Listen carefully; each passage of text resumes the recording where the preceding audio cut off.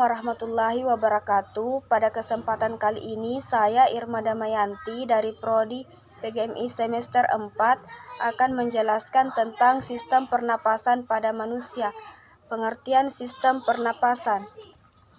Sistem pernapasan adalah suatu proses mulai dari pengambilan oksigen, pengeluaran karbohidrat, hingga penggunaan energi di dalam tubuh. Sistem pernapasan pada dasarnya dibentuk oleh jalan atau saluran nafas dan paru-paru beserta pembungkusnya atau pleura dan rongga dada yang melindunginya. Alat-alat sistem pernapasan pada manusia. 1. Rongga hidung, 2. Pangkal tenggorokan, 3. Batang tenggorokan, 4. Bronkus, 5. Bronkiolus, 6. Alveolus. Rongga hidung adalah merupakan organ pernapasan yang pertama dilalui udara luar. Di dalam rongga hidung terdapat selaput lendir dan rambut yang berfungsi untuk menahan kontaminasi benda-benda asing. 2. Pangkal tenggorokan. Pangkal tenggorokan merupakan pertemuan antara saluran pernapasan di bagian depan dan saluran pencernaan di bagian belakang. 3. Batang tenggorokan. Batang tenggorokan berupa cincin tulang rawan yang memiliki silia-silia pada dinding di dalamnya. Silia-silia ini berfungsi untuk menyaring benda-benda asing yang ikut masuk ke dalam saluran pernapasan. 4. Bronkus. Bronkus merupakan percabangan dari trakea. Trakea bercabang lagi menjadi 2, yaitu bronkus kanan dan bronkus kiri. 5. Bronkiolus. Bronkiolus berfungsi sebagai saluran udara pernapasan dari bronkus menuju ke gelembung-gelembung alveolus. 6. Alveolus mempunyai struktur seperti sarang lebah. Di alveolus inilah terjadi pertukaran gas antar udara dan darah. Mekanisme pernapasan dibagi atas pernapasan dada dan pernapasan perut. Sistem pernapasan dada adalah sistem pernapasan yang terjadi akibat kontraksi dan relaksasi otot antar tulang rusuk. Sistem pernapasan dada terdiri dari 2 tahap, yaitu tahap inspirasi, yaitu kondisi di mana otot antar tulang rusuk berkontraksi sehingga tulang rusuk terangkat, rongga dada membesar, dan paru-paru mengembang. Tahap ekspirasi adalah tahap di mana fase relaksasi, yaitu kondisi di mana otot antar tulang rusuk kembali ke posisi semula, rongga dada kembali mengecil, dan paru-paru mengempis. Sistem pernapasan perut. Sistem pernapasan perut adalah sistem pernapasan yang bergantung pada aktivitas diafragma.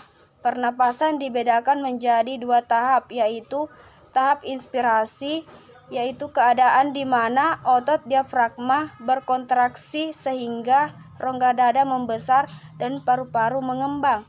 Kedua, tahap ekspirasi adalah kondisi di mana otot diafragma berelaksasi dan otot dinding perut berkontraksi sehingga otot diafragma kembali ke posisi semula. Proses pernapasan meliputi 2 proses, yaitu menarik atau inspirasi dan mengeluarkan atau ekspirasi. Sewaktu menarik napas, otot diafragma berkontraksi dari posisi melengkung ke atas menjadi lurus. Bersamaan dengan itu, otot tulang rusuk juga berkontraksi akibat rongga dada mengembang. Misalnya saat kita bernapas, udara masuk lewat hidung dan turun dari batang tenggorokan atau disebut juga trakea. Tenggorokan atau trakea ini bercabang dan menuju ke paru-paru.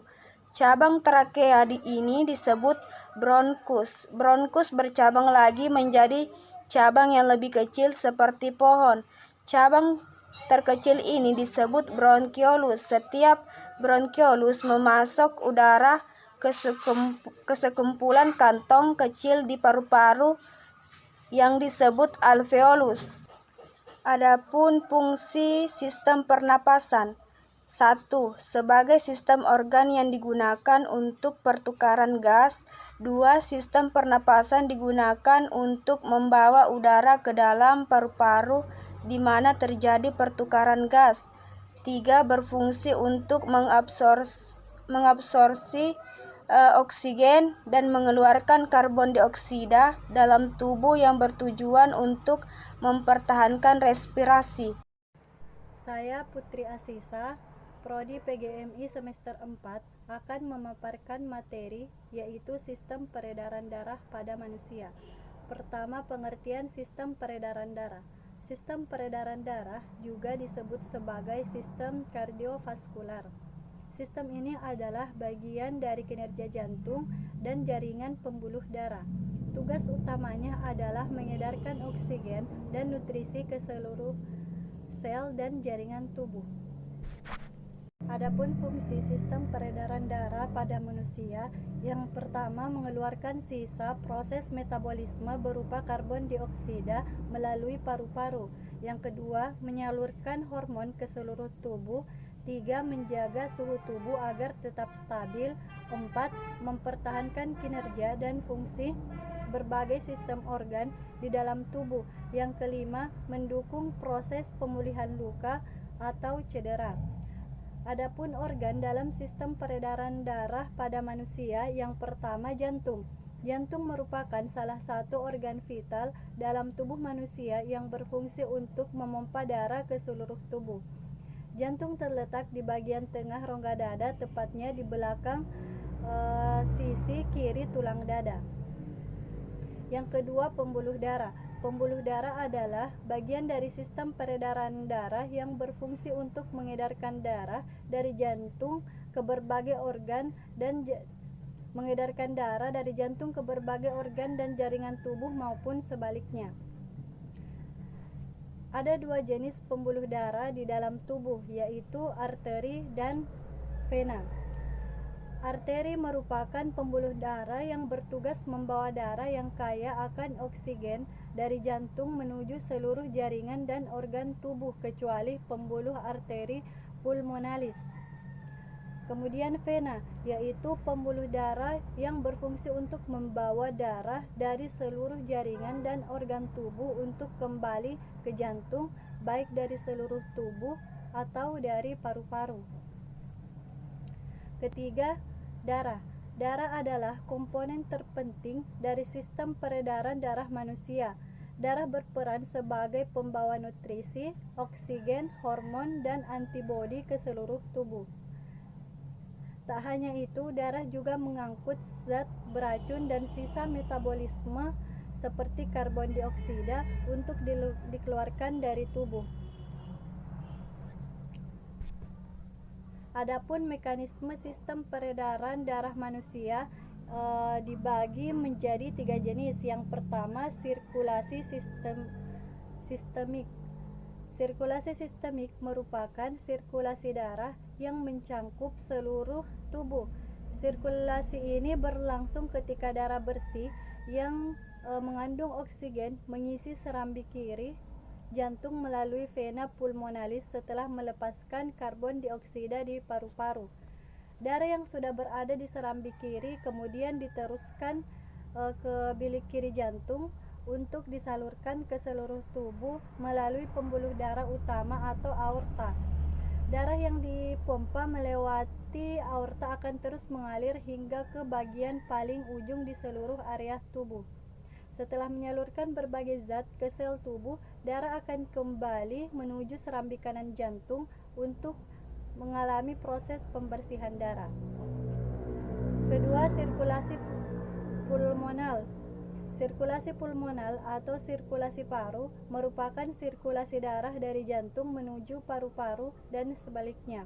Sirkulasi ini berlangsung saat darah yang mengandung karbon dioksida dari sisa metabolisme tubuh kembali ke jantung melalui pembuluh vena besar atau vena cava.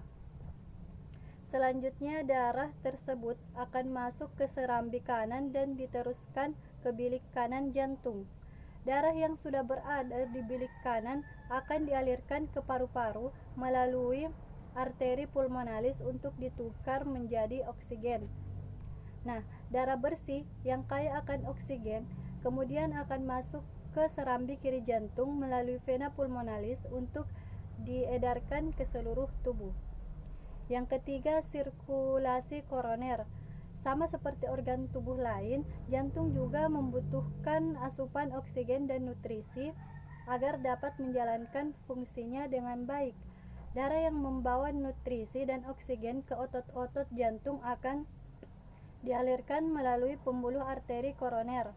Ketika pembuluh darah jantung tersumbat, aliran darah di jantung akan mengalami gangguan. Hal ini bisa membuat otot-otot jantung kekurangan oksigen dan nutrisi, sehingga fungsinya terganggu.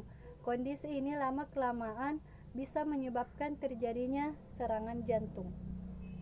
Adapun gangguan pada sistem peredaran darah, yaitu pertama hipertensi atau tekanan darah tinggi, yang kedua sumbatan pembuluh darah arteri, yang ketiga penyakit jantung koroner, yang keempat gagal jantung, yang kelima aneurisma aorta, yang keenam gangguan aritmia, yang ketujuh henti jantung, dan masih banyak lagi. Nah, itulah tadi penjelasan tentang peredaran darah pada manusia. Mohon maaf apabila pemaparan dari kelompok kami ada kurangnya. Kami ucapkan terima kasih atas perhatiannya. Wassalamualaikum warahmatullahi wabarakatuh.